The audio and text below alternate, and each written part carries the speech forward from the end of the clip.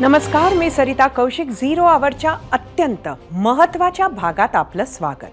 महाराष्ट्रासमोर आज सर्वात मोठा प्रश्न कोणता असा प्रश्न विचारला तर कदाचित बहुतांश जणांचं एकच उत्तर येईल, ते म्हणजे मराठा आरक्षण आणि त्यावरून सुरू झालेला संघर्ष. कारण बरोबर वर्षभरापूर्वी सुरू झालेलं मराठा आंदोलन आजही तितक्याच आक्रमकपणे सुरू आहे. त्यात आंदोलक मनोज जरांगेंनी 4 टप्प्यात उपोषण केले. ओबीसी नोंदींच्या तपासण्या सुरू झाल्या. त्याला उत्तर म्हणून ओबीसी समाजाकडूनही राज्यात आक्रमक आंदोलनं सुरू झाली. 2 समाजांमध्ये संघर्ष पेटला. मराठा आंदोलकांनी सत्ताधाऱ्यांसह विरोधकांनाही टार्गेट करायला सुरुवात केली. प्रत्येक नेत्यानं मराठा आरक्षणावरची आपापली भूमिका स्पष्ट करावी असं म्हणत उद्धव ठाकरेंचा मातोश्री बंगला, शरद पवारांचं पुण्यातील घरावर मराठा ठोक मोर्चाचे कार्यकर्ते धडकले. आज आंदोलक रमेश केरे यांच्या नेतृत्वात कार्यकर्त्यांनी मोदी बागेत जाऊन शरद पवारांची भेट घेतली. त्यानंतर त्यांनी अनेक मागण्या माध्यमांसमोर ठेवल्यात, त्या पाहणार आहोतच. पण महत्त्वाचं हे की वर्षभरानंतरही हा संघर्ष शमला नाहीये. त्यासाठी महायुती सरकारनं नुकत्याच झालेल्या अधिवेशन काळात सर्वपक्षीय बैठकीचं आयोजन केलं. पण त्याचा फायदा झाला नाही, कारण बैठकीत विरोधक पोहोचलेच नाही. सर्वपक्षीय बैठकीला विरोधकांनी शरद पवारांच्या सांगण्यावरून दांडी मारली असा आरोप झाला. आणि आज मात्र त्या शरद पवारांनी सर्वपक्षीय बैठक घ्या अशी सूचना एक पत्र परिषद घेऊन मुख्यमंत्र्यांना केली आहे. पाहूयात. मुख्यमंत्र्यांनी सर्वपक्षीय बैठक बोलवली. त्या बैठकीमध्ये राज्याचे त्यांना योग्य वाटतात त्या लोकांना निमंत्रित करावं आणि विरोधी पक्षाच्या वतीनं आम्ही त्या ठिकाणी हजर राहू आणि आमची भूमिका सरकारची राहील. श्री दरांडे यांनाही निमंत्रित करावं. त्या ओबीसीचं नेतृत्व करणारे जे कोणी घटक असतील, त्याच्यात छगन भुजबळ असोत, त्यांचे अन्य सहकारी असोत, त्यांनाही निमंत्रित करावं आणि त्या संयुक्त बैठकीमध्ये आपण चर्चा करून यातनं मार्ग काढण्याच्या संबंधीची भूमिका घ्यावी.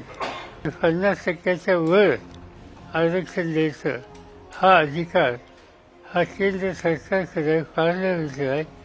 आम्ही महाराष्ट्राचे घटक या बाबतीत कुठल्याही प्रकारचे राजकीय मतभेद न घेता केंद्र सरकारने याच्यात पुढाकार घ्यायची तयारी ठेवली तर आमचं पूर्ण सहकार्य हा जो काही बदल करायचा आहे त्यासाठी त्यांना राहील. राज्यातील वातावरण सध्या बिघडलंय. त्यामुळे आपण आत्ताच काळजी घेतली नाही तर पुढे काय होईल हे सांगता येणार नाही असं म्हणत शरद पवारांनी पर्याय सुचवला. आणि त्यावर आम्ही तुम्हाला प्रश्न विचारला होता. तो प्रश्न पाहण्यासाठी जाऊया आपल्या पोल सेंटरला. आजचा आपला प्रश्न बघूया. मुख्यमंत्र्यांनी जरांगे भुजबळांसह सर्वपक्षीय बैठक बोलवावी, मराठा धनगरसह सर्व आरक्षणावरही चर्चा करावी. शरद पवारांच्या मागणीशी सहमत आहात का? तुम्हाला सांगायचं होतं होय किंवा नाही.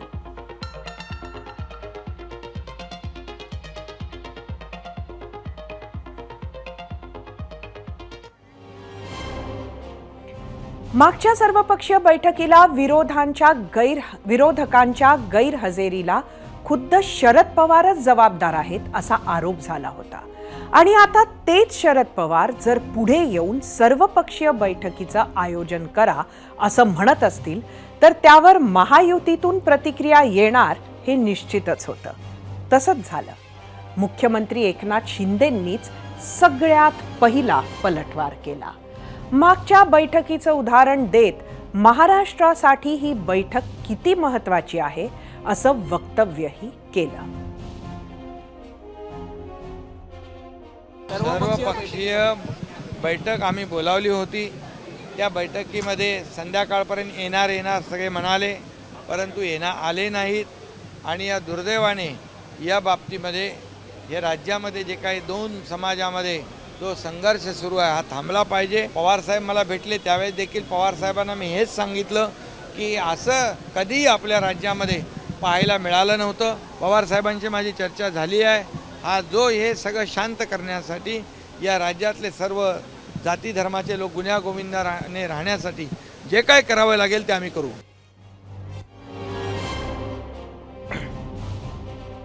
दुसरीकडे शरद पवारांनी ज्या भुजबळांचा उल्लेख आपल्या वक्तव्यात केला होता त्याच छगन भुजबळांनीही शरद पवारांच्या सर्वपक्षीय बैठकीच्या मागणीचं स्वागत केलंय। इतकंच नाही तर भुजबळांनी एक पाऊल पुढे टाकत बैठकीवरून मुख्यमंत्र्यांना एक सल्लाही दिलाय। कोणता तोही ऐका। सन्माननीय पवार साहेबांनी जे स्टेटमेंट दिलं ते योग्य आहे आणि त्यासाठीच मी त्यांच्या घरी सुद्धा स्वतःहून गेलो होतो आणि आज त्यांनी जे सांगितलं की ठीक आहे की मुख्यमंत्र्यांना ते बोलणार आहेत आणि सर्वपक्षीय मीटिंग घ्या।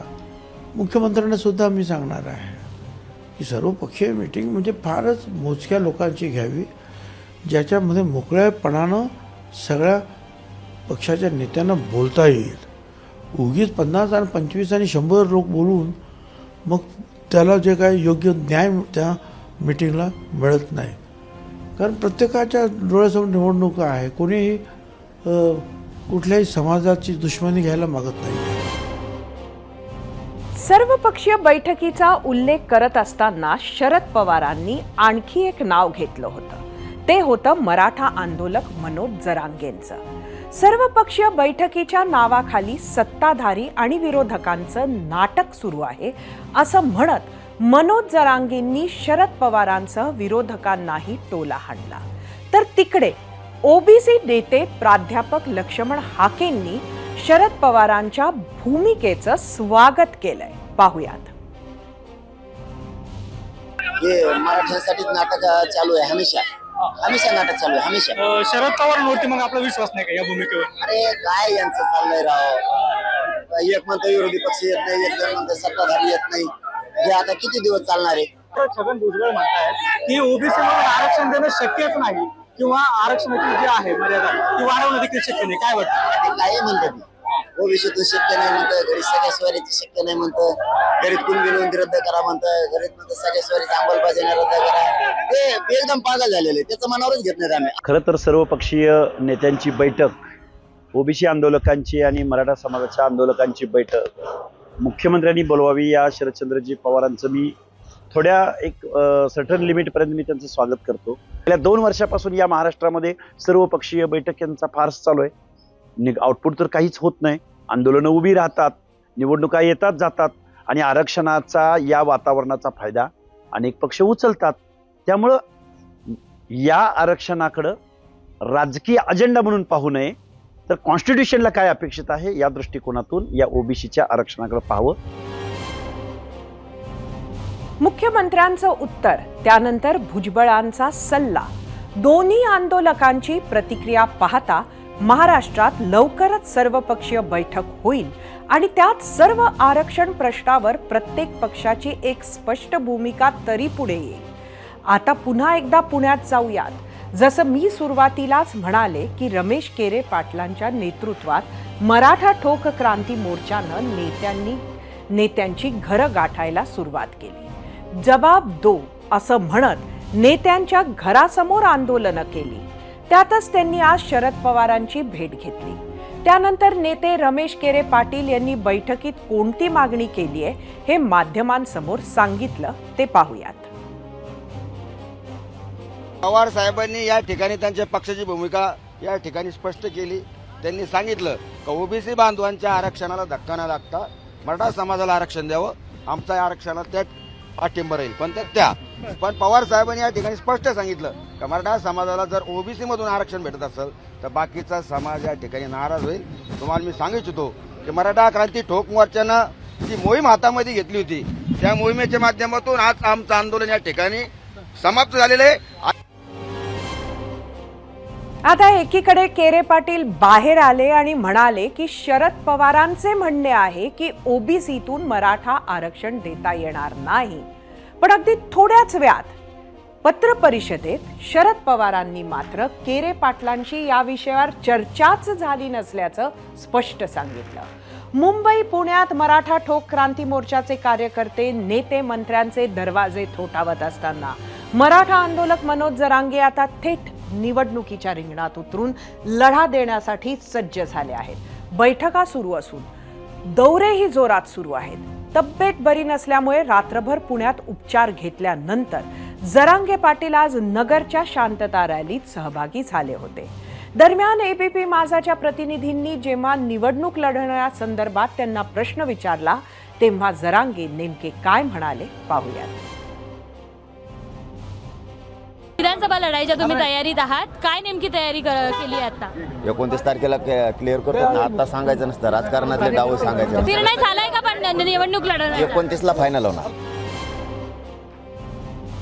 निवडणुकीच्या तयारीचे डाव जरी मनात जरांगे पाटील सध्या उघड करत नसले तरी आता महायुतीकडून त्यांना टार्गेट करण्यात येत आहे. राष्ट्रवादीचे मंत्री आणि ओबीसी नेते छगन भुजबळ यांनी तर जरांगेंना थेट विधानसभा निवडणूक लढण्याचंच चॅलेंज दिलंय.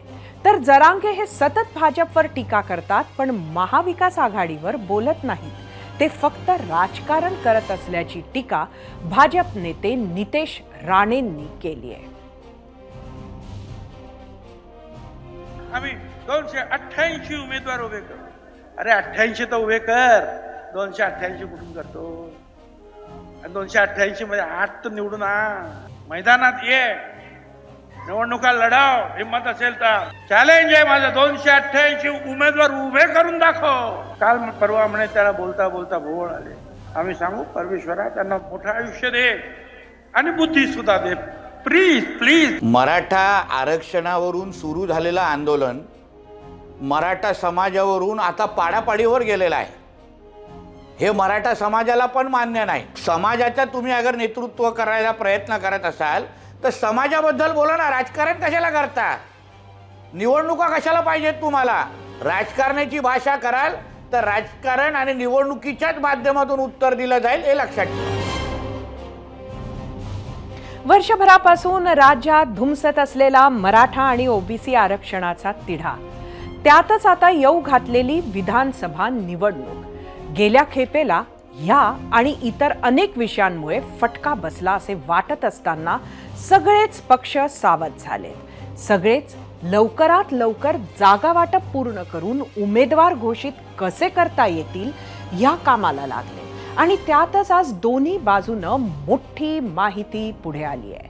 एकीकडे मंत्री उदय सामंत यांनी तिकीट वाटपाची चर्चा सुरू झाल्याचं मान्य करत 20 ऑगस्ट पासून महायुती कोल्हापुरातून प्रचाराचा नारळ फोडणार असल्याची माहिती दिली.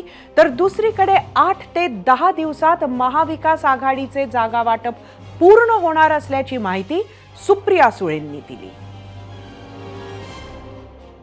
20 तारखेपासून एक आमची महायुतीची देखील फार मोठी यात्रा कोल्हापूरमधून सुरुवात होणार आहे. त्याच्यामध्ये तिकीट जाहीर झालेलं आहे, त्याच्याबद्दलची नेते मंडळींची चर्चा झालेली असेल. पण हे सगळं करत असताना तिकीट वाटपाची चर्चा मात्र सुरू झालेली हे नक्की आहे. 3 दिवसापूर्वी रात्री हे तिन्ही नेते वर्षा बंगल्यावर या संदर्भामध्ये चर्चेसाठी बसलेले होते. हाँ बिल्कुल, बोले 8-10 दिन में हमारा सीट शेयरिंग अनाउंस हो जाएगा. राज्यात महायुतीची यात्रा निघण्याआधी आता भाजपनेही निवडणुकीसाठी कंबर कचली आहे. त्यातील सर्वात मोठी बातमी ही की कालच्या भाजपच्या कोर कमिटीत विधानसभेसाठी उपमुख्यमंत्री देवेंद्र फडणवीसांकडेच जागा निश्चित करण्याचा अधिकार दिला गेलाय. अगदी काही दिवस आधी राजीनामा देऊ इच्छिणारे फडणवीस आता मात्र विधानसभा निवडणुकीच्या परत एकदा केंद्रस्थानी आलेत. त्यातच 15 ऑगस्ट नंतर भाजपचे अनेक बडे नेते महाराष्ट्राच्या दौऱ्यावर येणार आहेत. 16 ऑगस्टला भाजप अध्यक्ष JP नड्डांचा साताऱ्यात जनसंवाद मेळावा असणार आहे. तर लोकसभा निवडणुकीत महायुतीला 10 लोकसभा मतदारसंघांपैकी फक्त 4 लोकसभा मतदारसंघात यश मिळालं होतं. त्यामुळे भाजपनं पश्चिम महाराष्ट्राकडे विशेष लक्ष दिल्याचं पाहायला मिळतंय. तर 16 ऑगस्ट ते 18 ऑगस्ट पर्यंत गृहमंत्री अमित शहा महाराष्ट्राचा दौरा करणार आहेत. दरम्यान आज भाजपचे महाराष्ट्र प्रभारी भूपेंद्र यादव, प्रदेशाध्यक्ष चंद्रशेखर बावनकुळे, महामंत्री संजय केनेकरांसह अनेक भाजप नेत्यांची मॅरेथॉन बैठक पार पडली. या बैठकीत JP नड्डा आणि अमित शहांच्या महाराष्ट्र दौऱ्यासंदर्भातील नियोजनाचा आढावा सुद्धा घेतला गेला. एकंदरीतच भाजप लोकसभेची निराशा बाजूला सारत जोरदार कामाला लागले. महायुतीतल्या आमच्या सर्व मित्रपक्षांबरोबर बैठका होतातच आहेत, पण विधानसभेच्या जागा निश्चितीकरणाचा फॉर्म्युला, निकष, जिंकण्याचं नियोजन आणि त्या आधारावर जागांचं वाटप, जागांची निश्चिती हा कार्यक्रम सुद्धा त्या ठिकाणी ठरलाय आणि त्याची सुरुवात माननीय देवेंद्रजींच्या नेतृत्वात त्यांना संपूर्ण अधिकार देऊन सुरू करण्याची भूमिका पक्षाने स्पष्ट केली.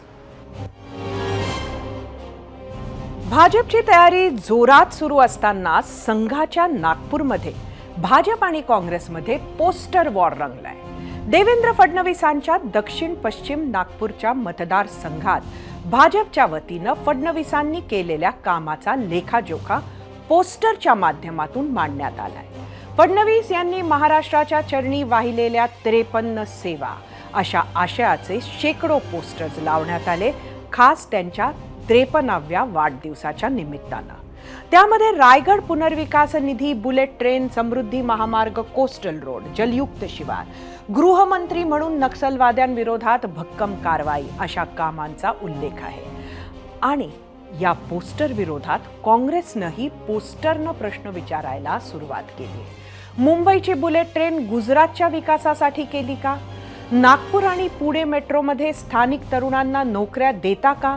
जलयुक्त शिवार नव्हे, जलयुक्त शहर अशी पोस्टर्स लावून टीका केली आहे. तसंच काही ठिकाणी भाजपची पोस्टर्स देखील फाडण्यात आली. त्यामुळे नागपुरात सध्या निवडणुकीचं वातावरण तापल्याचं चित्र पाहायला मिळतंय. तर आजचा आपला प्रश्न होता त्या मुद्द्यावर ज्यावरून राज्याचे राजकारण तापलंय. बघूया त्यावरील तुमच्या प्रतिक्रिया आपल्या मीडिया सेंटरला. पहिले आपण बघूया आजचा आपला प्रश्न परत एकदा. मुख्यमंत्र्यांनी जरांगे भुजबळांसह सर्वपक्षीय बैठक बोलवावी. मराठा, धनगर, मुस्लिमसह सर्व आरक्षणांच्या मागण्यांवर चर्चा करावी. शरद पवारांच्या या मागणीशी सहमत आहात का? तुम्हाला सांगायचं होतं होय किंवा नाही. बघूया सोशल मीडियावरच्या प्रतिक्रिया. एक्सवरून पहिली प्रतिक्रिया वैभव यांची. द्वेषाचे राजकारण न करता चर्चेतून मार्ग काढावा. सर्वांना विचारात घेऊन मार्ग काढला तर समाजात लागलेली जातीयतेची कीड संपेल. एक्सवरूनच महारुद्र माने. नुसती चर्चा नाही तर कायमचा मार्ग काढावा.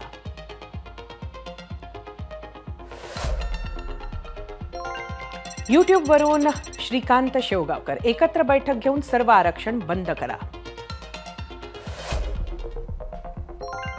यूट्यूबवरूनच सुभाष सानप. शरद पवारांनी आधी आरक्षणावरची भूमिका स्पष्ट करावी, नुसतं गोलमोल उत्तर काय देता. यूट्यूबवरूनच जयसिंग पाटील. जबाबदारी झटकण्याचा प्रकार आहे, स्वतः काही निर्णय घ्यायचा नाही. यूट्यूबवरूनच निर्भय काणेकर. विषय मराठा आरक्षणाचा आहे, मग बैठकीला इतर कशाला हवे. फेसबुकवरून अवधूत पवार. हा वाद वाढवायचा प्रयत्न आहे, मिटवायचा नाही. फेसबुकवरूनच मनोज भोसले. आपण मुख्यमंत्री होते तेव्हा अशी बैठक घेऊन आरक्षण का नाही दिले. फेसबुकवरून बालाजी घुले. सर्वांचीच आरक्षण रद्द करून टाका आणि फक्त आर्थिक निकषावर आरक्षण ठेवा, सर्व भांडण बंद होतील. फेसबुकवरूनच सोमनाथ मोरे. पवार साहेब, मराठा विषय असताना मध्येच इतर जातींची नावं घ्यायची गरज नाही, खेळी करत आहात आपण. इंस्टाग्रामवरून प्रवीण गावाले, निवडणूक होईपर्यंत आता असाच खेळ चालणार आहे. इंस्टाग्रामवरून आदित्य देशमुख, लिंगायत समाजाला आरक्षणाची गरज नाही आणि इतर समाजांना आरक्षणाच्या शर्यती तोडून महाराष्ट्राची अजून वाट लावू नका. इंस्टाग्रामवरून विष्णू सावसे, यातून काही आरक्षणाचा तिढा सुटेल असं वाटत नाही.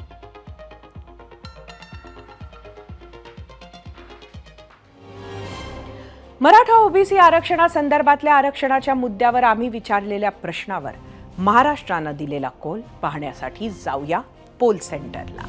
आजचा आपला प्रश्न परत एकदा बघूया. मुख्यमंत्र्यांनी जरांगे भुजबळांसह सर्वपक्षीय बैठक बोलवावी, मराठा, धनगर, मुस्लिम असं सर्व आरक्षणावर चर्चा करावी. शरद पवारांच्या मागणीशी सहमत आहात का? एकूण 44,000 मतं युट्यूबवर. 79% होय म्हटलं, 21% नाही. इंस्टाग्रामवर एकूण 2,000 मतं.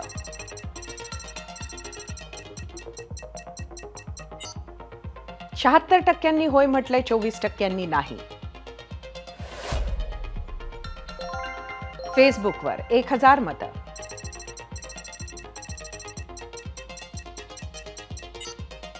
एकूण 70% होय म्हटलंय, 31% नाही. बघूया आता एक्सचा कौल. एकूण 70% परत एकदा होय, 31% परत एकदा नाही. शरद पवारांनी दिलेला फॉर्म्युला रामबाण उपाय आहे या भ्रमात राहता येणार नाही. सर्व पक्षीयांची बैठक घेऊन हा प्रश्न सुटला असता तर त्यासाठी 40 वर्ष थांबायची वेळच आली नसती. मराठा आरक्षणाचं कोडं सोडवायचं कसं, हा वाटतो त्यापेक्षा गहन प्रश्न आहे. प्रत्येक राजकीय पक्षामधील विचारी, अनुभवी आणि ज्येष्ठ नेत्यांना त्यातील सामाजिक, राजकीय आणि कायदेशीर खाचखळगे माहिती आहेत. हा प्रश्न सोडवणं इतका सोपा असता तर या आधीच्या सरकारांनी कधीच सोडवला असता आणि वंचित, गरजवंत मराठा समाजाचे आशीर्वाद मिळवले असते. असा एकही राजकारणी नसेल किंवा एकही सरकार नसेल ज्यानं मराठा समाजाचा मसीहा बनण्याची आणि राजकीय लाभ मिळवण्याची अशी संधी सोडली असती. फडणवीस सरकारनं चेंडू गोलच्या जवळ अगदी डी मध्ये नेऊन ठेवला होताच, मात्र न्यायालयाच्या निकषांची भिंत त्याला ओलांडता आली नाही. त्यात श्रेयवाद हा सुद्धा एक अडथळा होताच. श्रेयवादाची लढाई नसती तर मुख्यमंत्री शिंदेंनी गेल्या महिन्यात बोलावलेल्या बैठकीला सगळ्या पक्षातील नेते पोहोचले असते. 2 घरं पुढे हा मुद्दा नेण्यासाठी प्रयत्न केले असते, पण तसं झालं नाही. त्यामुळे मी म्हणाले की हा प्रश्न वाटतो त्यापेक्षा गहन आहे. फक्त मतांच्या राजकारणावर डोळा न ठेवता अतिशय प्रामाणिकपणे हा प्रश्न सोडवायचा प्रयत्न आपले नेते करतील अशी आशा करूयात. आता बातमी ठाकरे ब्रदर्सची किंवा वॉर बिटवीन ठाकरे ब्रदर्सची. विधानसभा निवडणूक वेशीवर आलेली आहे. सरकार नवनव्या योजनांची घोषणा करते तर विविध राजकीय पक्ष आकर्षक यात्रा काढत जनतेपर्यंत पोहोचण्याचा प्रयत्न करत आहेत. अशातच महाराष्ट्र नवनिर्माण सेनेचे अध्यक्ष राज ठाकरे यांनी स्वतंत्र लढणार असल्याची घोषणा केली. त्यानंतर अकोला ते ठाणे व्हाया बीड मनसे चर्चेत आहे. अकोल्यात मनसैनिकांनी राष्ट्रवादीचे आमदार अमोल मिटकरींच्या गाडीवर हल्ला केला.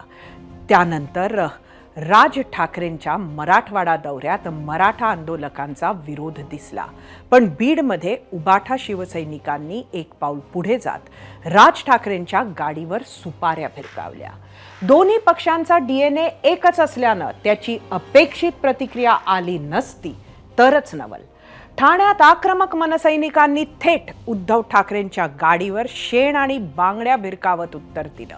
मनसेची स्थापना झाल्यापासून दोन्ही बाजूचे सैनिक अनेक वेळा भिडले आहेत. राज आणि उद्धव ठाकरेंनी आपल्या सभांमध्ये, भाषणांमध्ये एकमेकांवर टीका सुद्धा बऱ्याचदा केली आहे. पण दोन्ही पक्षाच्या सर्वोच्च नेत्यांच्या गाडीवर कार्यकर्त्यांनी थेट असा हल्ला करण्याचा हा पहिलाच प्रसंग. आणि याच विषयावर आम्ही विचारला होता 0 आवर मधील आजचा दुसरा प्रश्न. तो बघायला जाऊया आपल्या पोल सेंटरला. राज ठाकरे आणि उद्धव ठाकरे यांच्यातील सध्याच्या भांडणाचा परिणाम काय होईल?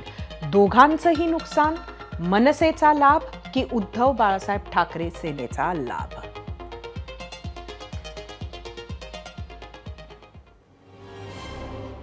बीडमधील घटनेनंतर छत्रपती संभाजीनगर इथे राज ठाकरेंनी माध्यमांशी संवाद साधला होता. त्यावेळी त्यांनी मराठवाडा दौऱ्यात विरोध करणारे शरद पवार आणि उद्धव ठाकरेंचे कार्यकर्ते असल्याचा आरोप केला होता. त्या आरोपांना आज शरद पवार यांनी आपल्या शैलीत उत्तर दिलं. पुढच्या 3-3.5 महिन्यामध्ये ह्यांना जेवढे काही दंगली घडवता येतील आणि जेवढ्या काही खास करून मराठवाड्यामध्ये जेवढ्या काही गोष्टी यांना घडवायच्या तेवढ्या घडवण्यासाठी म्हणून यांचे सगळे प्रयत्न सुरू आहेत. शरद पवारांचं जर राजकारण तुम्ही बघितलं तर हे गेलं ते सगळं जेम्स लेन प्रकरणापासून यांनी सगळी सुरुवात केली. स्वतःच्या जातीबद्दल प्रेम असतं, पण दुसऱ्याच्या जातीबद्दल द्वेष निर्माण करणं हे पवारांनी जेव्हा राष्ट्रवादी निर्माण केली त्याच्यानंतर हे सगळं सुरू झालं. राज ठाकरेंनी 2-3दा माझं नाव का घेतलं मला कळलेलं नाही, कारण मी या रस्त्याने कधी जात नाही. मला महाराष्ट्र थोडासा ओळखतो आणि माझा काही फासवणी अशी नाही आहे आणि मी कधी आग्रह केलेला नाही आणि करणार नाही. काल भाजपच्या कोर कमिटीची बैठक पार पडली. महायुतीतील जागा वाटपाच्या प्रश्नावर विचार करण्यासाठी भाजप नेते एकत्र आले होते. खरं तर मनसे महायुतीत सामील होणार अशी चर्चा सुरुवातीला होती, मात्र राज यांनी वेगळं लढण्याचा निर्णय जाहीर केला. असं असलं तरी भाजपच्या बैठकीत सुद्धा मनसैनिक आणि उद्धव बाळासाहेब ठाकरे शिवसैनिक यांच्यातील वादाची चर्चा झालीच. भाजपचे मुंबई अध्यक्ष आशिष शेलार यांनी राज यांची भलामण करत उबाठा शिवसेनेला इशारा देऊन टाकला. सुपाऱ्या या राज ठाकरे यांच्या दौऱ्यावर अशा पद्धतीचा विरोध, आणि ते मी परवा बोललोच होतो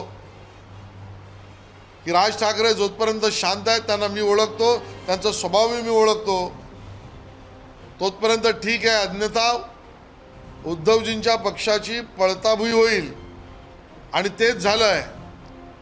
उबाटा सेनेची फाटली ठाण्यातल्या केलेल्या आंदोलनानंतर आणि ठाण्यातल्या केलेल्या मनसैनिकांच्या शेण हल्ल्यानंतर उबाटा सेनेची फाटली. ठाकरे बंधूंच्या वादात काँग्रेसनेही आपले हात धुवून घेतले आहेत. विधानसभेतील विरोधी पक्षनेते विजय वडेट्टीवार यांनी संधी साधत राज ठाकरे कन्फ्युज्ड नेते आहेत अशी टीका केली. लोकसभेपासून ती भाषा त्यांची स्वतःची नाही तर ती त्यांची भाषा आहे असं मला वाटतं. मोदी साहेबांची भाषा आहे. धमकी बिमकी देऊन महाराष्ट्राच्या जनतेला तुम्ही मतं घेऊ शकत नाही. धमकीनं हे राज्य कोणापुढे झुकलेलं नाही. धमक्या वगैरे देणं लोकशाहीमध्ये योग्य नाही. हे सगळे झाले, त्यांनी केलं, त्याला यांनी केलं. पडदा टाकावा, महाराष्ट्राच्या संस्कृतीला साजेल असं वागावं अशी आमची त्यांना विनंती आहे. राज विरुद्ध उद्धव वादावर कुठे टीका टिप्पणी, कुठे कौतुक सुरू आहे. अशा वेळी राज ठाकरेंचा आदेश आहे म्हणून आम्ही शांत आहोत, आम्हाला डिवचू नका या शब्दात मनसे नेते अविनाश जाधव यांनी आपली प्रतिक्रिया दिली. राज ठाकरेंच्या विदर्भ दौऱ्याबद्दलही त्यांनी भाष्य केलंय. सन्माननीय राजसाहेबांनी आम्हाला सांगितल्याच्या नंतर आमच्यासाठी तो विषय संपतो आणि आमच्यासाठी तो विषय संपला. साहेबांनी आम्हाला सगळ्याच महाराष्ट्र सैनिकांना आवाहन केलेलं आहे की आता आपल्याला या कुठल्या वादात पडायचं नाहीये. पण त्यांच्याकडनं जर कुठल्या प्रकारचा रिॲक्ट आला तर पुन्हा तसंच उत्तर आम्ही त्यांना देणार. तुम्ही जर आमच्या घरावर येणार असाल तर आम्ही तुमच्या पण घरावर येणारच ना.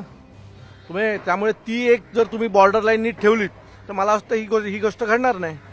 तुम्ही ती पाळा, आम्ही आमच्याकडनं सुरुवात करणार नाही एवढं नक्की. गाडीवरील हल्ल्याबाबत वेगवेगळे नेते व्यक्त होत आहेत. प्रत्येक जण जमेल तसा आपलं राजकारण साधण्याचा प्रयत्न सुद्धा करत आहे. राष्ट्रवादी शरदचंद्र पवार पक्षाच्या खासदार सुप्रिया सुळे यांनी वेगळा मुद्दा मांडला.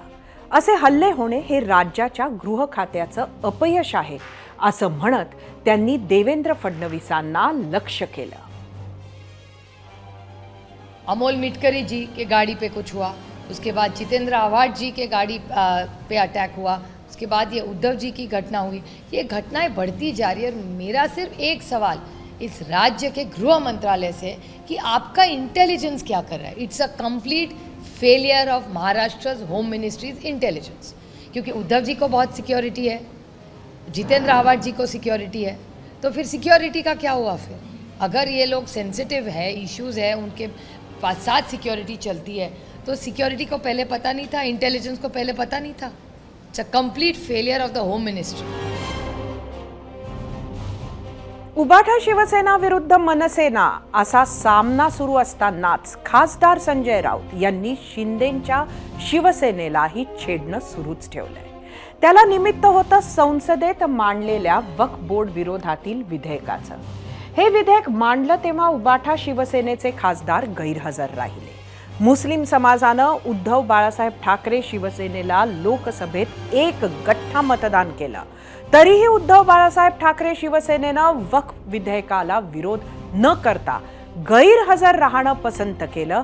याला मुस्लिम संघटनांचा आक्षेप होता. त्यांनी काल उद्धव ठाकरेंच्या घराबाहेर आंदोलन केलं. ते आंदोलक शिंदेंच्या शिवसेनेशी संबंधित होते असा आरोप राऊतांनी केलाय. आंदोलकांचे फोटो दाखवत ते आंदोलक सुपारीबाज होते, गुंड गुन्हेगार होते असा आरोप खासदार संजय राऊत यांनी केला. संजय राऊत यांच्या आरोपांना आंदोलनातील मुस्लिम कार्यकर्त्यांनी उत्तर दिलंय. त्यांनी राऊतांचे आरोप फेटाळून लावले. आम्ही लोकसभेला ठाण्यात मुख्यमंत्र्यांच्या विरोधात काम केलं आणि उद्धव बाळासाहेब ठाकरे शिवसेनेला मतदान दिलं असं या आंदोलकांनी सांगितलं. लोकसभेला अल्पसंख्याकांची मतं मिळाली तशी विधानसभेलाही मिळतीलच असं नाही असा इशारा सुद्धा या मुस्लिम आंदोलकांनी दिला. अफराफ सिद्दीकी हा मातोश्रीच्या बाहेर घोषणाबाजी करत होता. हा कोणाबरोबर आहे हे आपण पाहून घ्या. आता इलियास शेख, आता हे इलियास शेख महाशय कोणाबरोबर आहेत समजून घ्या. इलियास शेख, ईशान चौधरी, म्हणजे हा याला महात्माच म्हणावा लागेल. हे वर्षा बंगल्यावरती तुम्हाला कुठे दिसत आहेत बघा, किंवा काय मिसेस मुख्यमंत्र्यांबरोबर आहे. म्हणजे संपूर्ण फॅमिली सुपारीबाज. अकबर सय्यद, आम्हाला तुम्ही सांगताय ना हिंदुत्व सोडलं. हे बघा, ये सब गलत बात है. सुपारी लेके ये करके वो करके, मैं तो एक ही बात बोलूँगा कि ये संजय राउत साहब को ये चीज़ सब शोभा नहीं देती है. आपकी विचारधारा जो आप घोषणा करते हैं हिंदुत्व की विचारधारा का, उसका इस बिल से या मुसलमानों के वक्फ से कोई लेन देन नहीं. आपकी विचारधारा में फर्क नहीं पड़ेगा और आपके किसी प्रकार के आपके जो दूसरे साइड के मतदाता है उनमें फर्क नहीं पड़ेगा. लेकिन आप याद रखिए, आगे आप हमारे वोट को ग्रांटेड नहीं ले सकते. ये मैं हूँ, ये उद्धव साहब है, ये मुस्लिम आवाम जनता है, ये राजन बिचारे साहब के साथ में खड़ा हूँ. तो फोटो दिखा के सुपारीबाज, ये अब वोट मुसलमानों का लेके मुसलमानों को सुपारीबाज और ये सब बोला जा रहा है, गलत है. आज संजय राउत साहब जवाब दे रहे हैं, लेकिन हम तो सवाल पूछने गए थे उनके 9 खासदार लोग से, तो आप जवाब क्यों दे रहे हो? उनको फ्रंट में आने दो ना भाई. हमारा आपसे तो कुछ लेना देना ही नहीं है, उनको जवाब देने दो. और आप देखना जो कमेटी बनी है वो कमेटी की जब बैठक भी होगी ना तब इनके खासदार भाग जाएंगे. संजय राऊत यांच्या टीकेला प्रवीण दरेकर, संजय शिरसाट आणि खासदार नरेश म्हस्के यांनी उत्तर दिलंय. मुस्लिम मतं मिळतात तर त्यांच्या मागण्याही मान्य करा असा सल्ला संजय शिरसाट यांनी उबाठा शिवसेनेला दिला आहे. मुस्लिम मतं मिळत आहेत ना, मग त्यांचे मागण्या मान्य करा ना. त्यांच्या काही डिमांड असतील ते मान्य करा. आता त्यांनी जे काही बोलत असेल, तुम्हाला जर असं त्यांच्या मताची आवश्यकता आहे, तुम्हाला ते मतं पाहिजेत, मग त्यांच्या मताची किंमत तुम्हाला मोजावी लागणार नाही का? मग त्यांनी आंदोलन केलं तर ते गैर आहे आणि तुम्हाला मतं दिले तर मग तुम्ही त्यांच्या बरोबर जाऊन जिंदाबादचे नारे लावणार. संजय राऊतला सांगा, आम्हाला सुपारी देऊन पाठवायची गरज नाही. जर आम्हाला जर असं काही करायचं असलं ना, आम्ही निधड्या छातीने तुमच्या समोर येऊन करू शकतो. राज ठाकरे आणि उद्धव ठाकरेंच्या वादाचा काय परिणाम होईल हा प्रश्न आम्ही विचारला होता. त्यावर तुम्ही दिलेल्या काही निवडक प्रतिक्रिया पाहूयात. त्यासाठी जाऊया आपल्या मीडिया सेंटरला आणि पहिले आजचा प्रश्न परत एकदा पाहूया.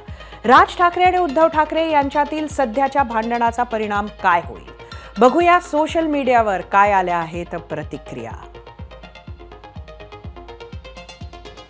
पहिली प्रतिक्रिया एक्स वरून उज्ज्वल कुमार भारतीय यांची. राज ठाकरेंचे उमेदवार निवडून येणार नाहीत, भाजप आणि शिंदे गटाचे उमेदवार पाडतील. याचा फायदा ठाकरे गट आणि महाविकास आघाडीला होईल. YouTube वरून पुढची प्रतिक्रिया आहे नंदकुमार काकानी. मराठी मतदानामध्ये विभाजन व्हावे अशा प्रकारची राजकीय खेळी काही पक्ष करत आहेत.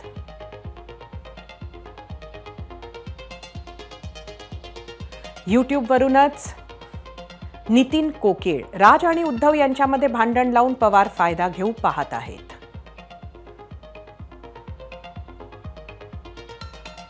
YouTube वरून पुढची प्रतिक्रिया सौम्या दातार. दोघांच्या भांडणामुळे फक्त तिसऱ्याचा लाभ होतो, त्या दोघांचा कधीही फायदा होत नाही.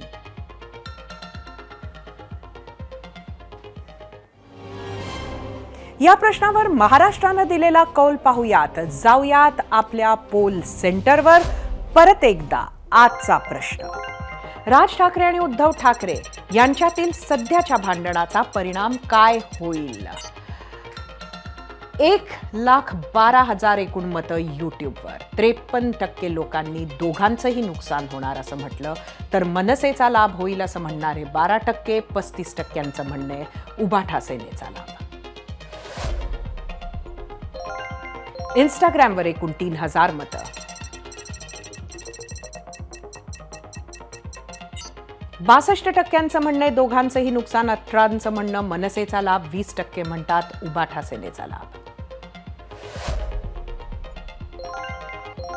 एक्सचा कौल. 44% म्हणणे दोघांचं नुकसान, 23% मनसेचा लाभ, 33% उभाठा सेनेचा लाभ.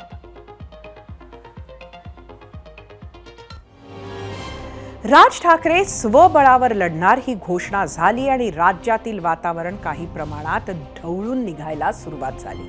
राज ठाकरे यांची लोकप्रियता 2009 इतकी नाही हे मान्य केलं तरीही, राज ठाकरे यांची विश्वासार्हता 2009 इतकी नाही हे मान्य केलं तरीही, आणि राज ठाकरेंचा मतदार आणि कार्यकर्त्यांचा बेस 2009 इतका नाहीये हे मान्य केलं तरीही राज ठाकरेंना तुम्ही सहज डिस्कार्ड करावं अशी स्थिती आत्ता महाराष्ट्रात नाहीये. उलट सध्याच्या 7-8 पक्षांच्या स्पर्धेत राज ठाकरे याआधी नव्हते इतके रेलेव्हंट ठरू शकतात, आणि हे महायुती आणि महाविकास आघाडी दोन्हीकडच्या बड्या नेत्यांना माहिती आहे. ते ठाकरे आहेत, ते उत्तम वक्ते आहेत, उत्तम संघटक आहेत, उत्तम कम्युनिकेटर आहेत. त्यांना स्वतःची मतं आहेत आणि ते मांडताना ते फार भीडभाड बाळगत नाहीत. तरुणांमध्ये आजही त्यांच्याबद्दल कुतूहल आहे. ब्लूप्रिंटच्या माध्यमातून त्यांचं विजन सुद्धा महाराष्ट्रानं पाहिलं आहे. गेल्या काही वर्षात कमावलेली हिंदू जननायक ही छबी सुद्धा त्यांना यावेळी कामाला येऊ शकते. ते थेट उद्धव ठाकरेंच्या शिवसेनेची मतं आपल्याकडे खेचू शकतात. सर्व पक्षीयांकडून अपेक्षा भंग झालेल्या मतदारांपैकी काहींना ते उत्तम पर्याय वाटू शकतात. त्यामुळेच राज ठाकरेंना राष्ट्रवादी आणि उबाठा शिवसेनेकडून विरोधाला सुरुवात झाली.